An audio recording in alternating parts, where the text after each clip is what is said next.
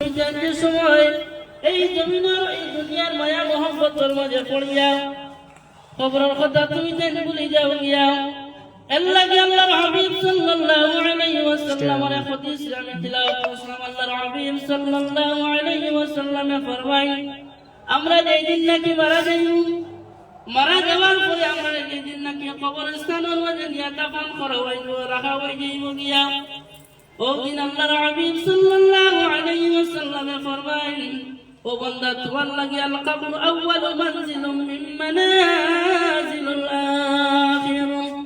ও বান্দা কবরস্থানে থাকলো তোমার লাগি সর্বপ্রথম মন্দির, সর্বপ্রথম ঘাট। এই ঘাটের মাঝে কবরস্থানের মাঝে তোমার লাগি যদি আল্লাহর ফেরেশতা হলে নাকি এবং মুনকার ফেরেশতা হলে যদি ভালো ব্যবহার করেন, তাহলে হাসর কিয়ামত পর্যন্ত তোমার লগে কিতা করা হইব, ভালো ব্যবহার করা হইব। আর যদি আল কবরু রাউদাতুম মিন রিয়াদিল জান্নাহ, আল্লাহর হাবিব সাল্লাল্লাহু আলাইহি ওয়াসাল্লাম ফরমাইতা, ইমানদার হল লাগিয়া এই কবরটা রাউদাতুম মিন রিয়াদিল জান্নাহ, জান্নাতের বাগান হয়ে যাইব। সুবহানাল্লাহ, সুবহানাল্লাহ।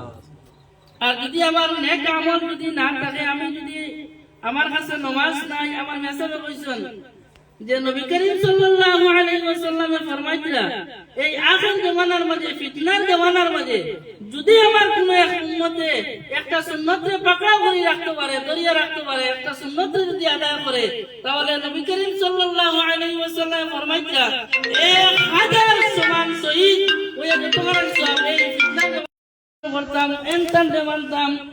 আর যদি কই না এই তো যেটা কইতে, এটা আমিও তো জানি, জানা তো সবেও জানো, জানার নাম মুসলমান নাই, জানার নাম মুসলমান নাই, আমল করার নাম হইয়া থাকলো।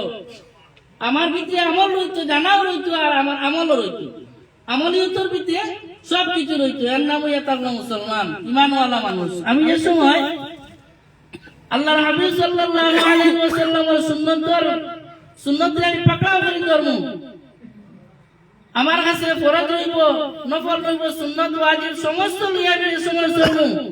কবরের মাঝে রাখার পরে দুইজন ফেরেশতা আইবা, ইয়া সওয়াল করবা, তিনটা সওয়াল করবা।